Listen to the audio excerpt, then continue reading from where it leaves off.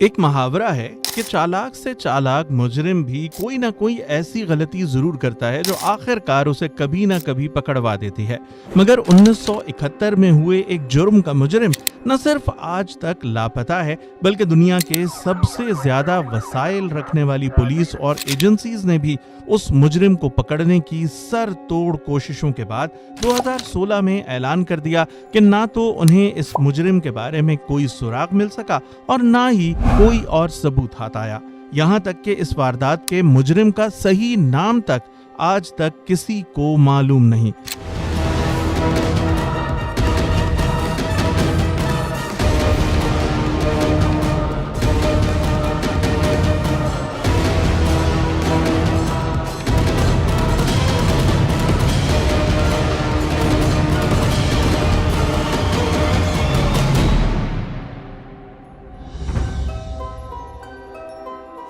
یہ کیا واردات تھی، کہاں ہوئی، کیسے ہوئی اور ہم اس کے بارے میں زیادہ سے زیادہ کیا جان سکے؟ ڈیلی بٹس کی ایک اور دلچسپ اور معلوماتی ویڈیو میں آپ سب کو خوش آمدید۔ دوستوں، آج ہم آپ کو بتائیں گے ایک ایسے مجرم کے بارے میں جو حقیقی معنوں میں ہوا میں غائب ہو کر اب تک معمہ بنا ہوا ہے۔ ہوا بازی کی تاریخ میں ہائی جیکنگ کا ایک ہی کیس ہے جو لگ بھگ 52 سال بعد بھی اب تک معمہ بنا ہوا ہے۔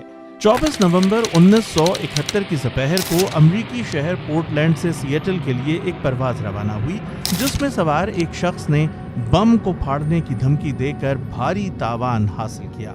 رقم ملنے کے بعد ہائی جیکر نے تمام مسافروں کو رہا کر دیا اور طیارے کو میکسیکو کی جانب اڑانے کی ہدایت کی اور راستے میں پیسوں کے ساتھ پیراشوٹ کو پہن کر چھلانگ لگائی اور فرار ہو گیا۔ طیارے کی ٹکٹ پر تو اس کا نام ڈین کوپر درج تھا، مگر خبروں میں غلط فہمی کے باعث یہ ڈی بی کوپر کے نام سے مشہور ہوا۔ 52 سال بعد بھی اس شخص کی شناخت، یہ کہاں کا رہنے والا تھا اور مقصد کے بارے میں کسی کو کچھ معلوم نہیں۔ کسی کو نہیں معلوم کہ طیارے سے چھلانگ لگا کر وہ شخص بچ گیا تھا یا نہیں۔ اس کی شناخت کے لیے ایف بی آئی نے 45 سال تک کوشش کر کے ہار مان لی۔ امریکی فیڈرل بیورو آف انویسٹیگیشن کے مطابق کوپر تقریباً 40 سال کی عمر کا ایک خاموش طبیعت کا شخص دکھائی دیتا تھا۔ اس نے سفید شرٹ اور کالی ٹائی والا بزنس سوٹ پہن رکھا تھا۔ اس نے طیارے کی پرواز کا انتظار کرتے ہوئے بربن اور سوڈا کا آرڈر کیا۔ کوپر کا منصوبہ بڑا سادہ تھا۔ طیارے کی روانگی کے بعد کوپر نے فلائٹ اٹینڈنٹ کو ایک پرچی تھمائی۔ اٹینڈنٹ نے اس کے اس عمل پر فوری طور پر کوئی رد عمل ظاہر نہیں کیا، جس پر کوپر نے اس کی جانب جھک کر کہا، مس، بہتر ہے کہ آپ پرچی کو دیکھ لیں، میرے پاس بم ہے۔ کوپر کے بریف کیس میں تاروں کا گچھا دیکھنے کے بعد بری طرح خوفزدہ فلائٹ اٹینڈنٹ نے اس کے مطالبات تحریر کیے جو کہ 4 پیراشوٹس اور $2 لاکھ دینے کے تھے۔ اٹینڈنٹ یہ مطالبات ہدایت کے مطابق طیارے کے کیپٹن کے پاس لے گئی۔ سیٹل میں طیارے کی لینڈنگ کے بعد کوپر نے رقم اور پیراشوٹس کے بدلے 36 مسافروں کو جانے کی اجازت دے دی۔ یہ رقم اور پیراشوٹس ایف بی آئی نے فراہم کیے۔ کوپر نے طیارے کے عملے کو ضمانت کے طور پر ساتھ رکھتے ہوئے طیارے کو دوبارہ اور کم بلندی پر اڑانے کا مطالبہ کیا۔ اس بار طیارے کا رخ میکسیکو کی جانب تھا۔ سیٹل اور رینو، نیواڈا کے درمیان کسی جگہ کوپر نے بوئنگ 727 طیارے کے پچھلے دروازے سے باہر چھلانگ لگا دی۔ وہ رات شدید سرد تھی۔ ایف بی آئی نے واقعے کی وسیع پیمانے پر تحقیقات کا آغاز کر دیا، لیکن شمال مغربی امریکا کے گھنے جنگلات میں کئی ہفتے جاری رہنے والی تلاش کے بعد بھی کچھ ہاتھ نہ آیا۔ 5 سال سے زیادہ عرصے کے دوران 800 مشکوک افراد کے انٹرویوز کیے گئے، مگر ہائی جیکر یا اس کے پیراشوٹ کا کوئی سراغ نہ ملا۔ کیا وہ طیارے سے چھلانگ لگانے کے بعد زندہ بچ گیا؟ کیا انتہائی سرد جنگل میں اس کے کپڑے اور دوسرا سامان زیادہ عرصے تک اس کا ساتھ دے سکتا تھا؟ محقق اور تاریخ دان ایرک یولز کے مطابق وہ ایسا شخص تھا جس نے جیمز بانڈ کا انداز اپنایا۔ ہسٹری چینل نے یولز کی کوپر کا معمہ حل کرنے کی کوششوں پر مبنی ایک ڈاکومنٹری بھی بنائی۔ یولز واقعے کی چھان بین کر چکے ہیں اور 14 سال سے اس کے بارے میں لکھ رہے ہیں۔ 2000 کی دہائی میں ایف بی آئی کی اسپیشل ایجنٹ میری جین فرائر نے معاملے کی تحقیقات کی۔ ان کا کہنا ہے کہ انتہائی بلندی پر چوری کرنے کے بعد کوپر امریکہ میں لوک داستان کے ہیرو بن چکے ہیں۔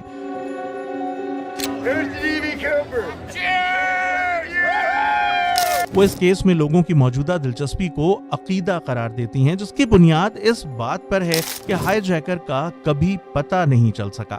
कई साल में मुतअद्दिद मफरूज़े सामने आए, जिनमें से बिस्तरे मर्ग पर पड़े मुतअद्दिद अफराद ने भी डीबी कूपर होने का दावा किया। FBI ने मुतअद्दिद मशकूक अफराद की प्रोफाइल का जायजा लिया। मिसाल के तौर पर शौकिया पायलट और ट्रांसजेंडर खातून बारबरा डेटन, जिन्होंने मुबैना तौर पर अपने दोस्तों के सामने एतराफ़ किया, या फिर लिन डुएल कूपर, जिनकी भतीजी को यकीन था कि वो इस वाक़े में मुलव्विस हैं, क्योंकि उसी साल जब वो यौम तशक्कुर के इशाइये में आए तो उनके जिस्म पर खून लगा हुआ था और उनकी हालत इंतहाई ख़राब थी। फ्रायर ने दूसरी आलमी जंग में हिस्सा लेने वाले शेरिडन पीटरसन नामी साबिक फौजी का भी इंटरव्यू किया। हकीकत में तमाम तर तहकीकात के बावजूद जो कुछ हाथ लगा वो बस इतना था कि कूपर एक सफ़ेद फार्म शख्स था, जिसका कद 6 फुट 1 इंच और वजन 77 से 80 किलोग्राम, उम्र 40 से 50 साल के दरमियान, भूरी आंखें, स्याह बाल काबिल जिक्र थे। तैयारे में डीबी कूपर ने बहुत कम सुराख छोड़े थे, जिनमें सिगरेट के चंद टुकड़े, निशस्त पर एक बाल और टाई, मगर किसी भी शय पर फिंगरप्रिंट नहीं मिल सके। आगाज में ये माना जा रहा था कि ये हाईजैकर एक माहिर पैराट्रूपर है, मगर मजीद तहकीकात में दरियाफ्त किया गया कि वो माहिर नहीं था।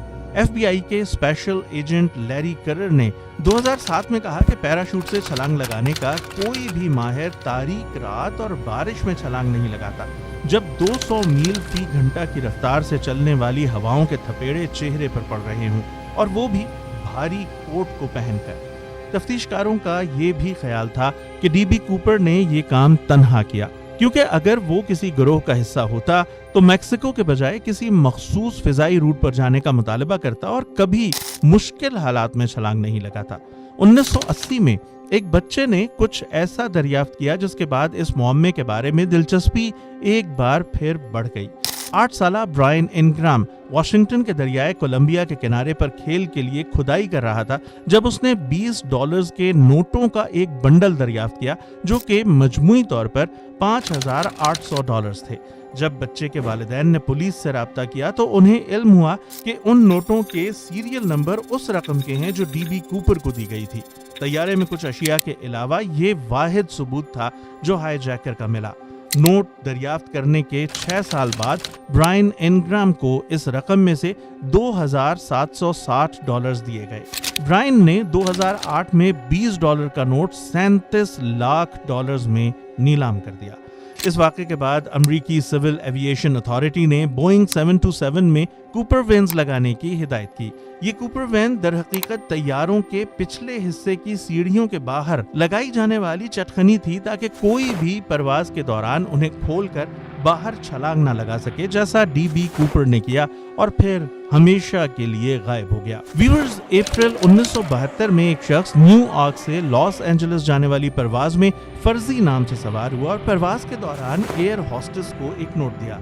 उस नोट में $5 लाख और 4 पैराशूट्स का मुतालबा किया गया था, और ऐसा ना करने पर तैयारे को बम से उड़ाने की धमकी दी गई थी। परवाज ने लैंड किया और ईंधन भरा गया, और हाईजैकर ने मुसाफिरों के बदले में रकम और पैराशूट्स हासिल किए और अगली मंजिल की जानिब परवाज कर गया। इसके बाद पिछली सीढ़ियों से छलांग लगा दी।